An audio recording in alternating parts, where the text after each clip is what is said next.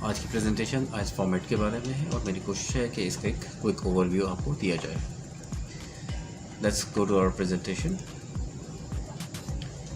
आइल्स basically 2 hours 55 minutes का test है, जिसके अंदर आपके 4 मॉड्यूल्स होते हैं। आपकी 4 skills listening, reading, writing and speaking जो है वो असेस की जाती है। लिसनिंग मॉड्यूल जो है आपका ये, इसमें आपके 40 क्वेश्चंस आपने करने होते हैं, जिसके लिए आपको 30 मिनट्स आपकी ऑडियो नॉन स्टॉप प्ले होती है।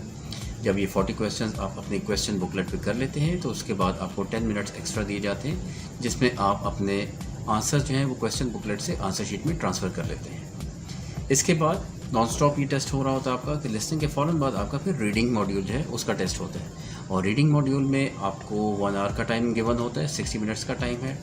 और अगर एकेडमिक रीडिंग की बात करूं तो उसमें आपको 3 सेक्शंस गिवन होते हैं। 3 सेक्शंस में 1 पैसेज ईच, यानी कि टोटल 3 पैसेजेस या 3 आर्टिकल्स आपको गिवन होंगे, जिससे रिलेटेड 40 क्वेश्चंस आपने विद इन दीज 60 मिनट्स करने हैं। और इन्हीं 60 मिनट्स के अंदर अंदर ही आपने क्वेश्चन बुकलेट से आंसर बुकलेट में या आंसर शीट पे ट्रांसफ़र करना है। इसके लिए आपको कोई एक्स्ट्रा टाइम नहीं दिया जाएगा। अच्छा, जनरल टेस्ट की बात करूं, जनरल टेस्ट में रीडिंग मॉड्यूल जो है सेम है, 60 मिनट्स, कोई एक्स्ट्रा टाइम नहीं दिया जाता, सेम 40 क्वेश्चंस ही करने हैं। लेकिन डिफरेंस ये है कि जो आपके 3 सेक्शंस होते हैं उसके अंदर 3 पैसेजेस के बजाय ऑल इन ऑल 5 जो है वो आपके आर्टिकल्स या 5 पैसेजेस होते हैं। अब फ़र्क ये है कि जो एकेडमिक रीडिंग है उसके जो आर्टिकल्स होंगे they will be more of an academic nature, जबकि जनरल टेस्ट में आपके जनरल लाइफ से रिलेटेड आपके टॉपिक्स पे आपके ये पैसेजेस बेस्ड होंगे।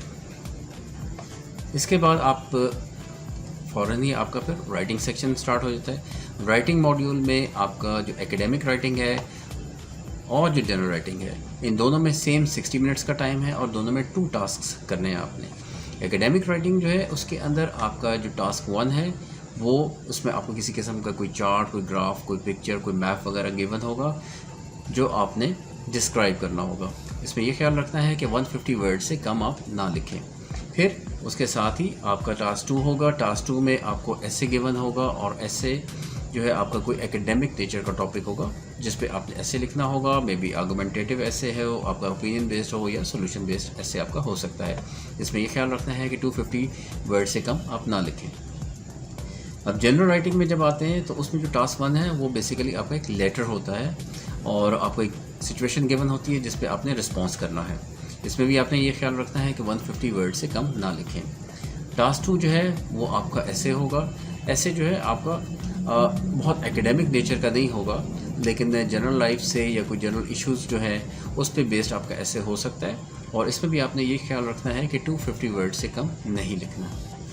ये तीनों लिसनिंग, रीडिंग एंड राइटिंग आपका सेम डे होंगे। 2 hours 40 minutes आपके इसी पे लग जाएंगे। इसके बाद आपका स्पीकिंग मॉड्यूल होगा। स्पीकिंग मॉड्यूल जो है ये आपका जो पहले टेस्ट हुआ लिसनिंग, रीडिंग, राइटिंग, इससे 2-3 दिन पहले भी हो सकता है, 2-3 दिन बाद भी हो सकता है। ये टेस्ट एक तरह का फेस टू फेस इंटरव्यू होता है जिसमें 11 to 14 मिनट्स तक का टाइम स्पेंड होता है। 3 सेक्शंस होते हैं इसमें।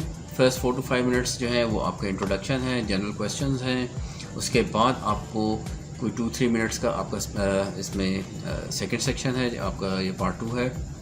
उसमें आपको एक टॉपिक गिवन होता है, एग्जामिनर आपको एक क्यू कार्ड देता है जिस पे टॉपिक मेंशन होता है और आपको फिर उसका 1 मिनट का प्रिपरेशन टाइम दिया जाता है और उसके बाद आप उस पर 2 मिनट तक तकरीबन अपनी स्पीच देते हैं। उसके बाद 4 to 5 मिनट्स तक आपकी फर्दर डिस्कशन होती है।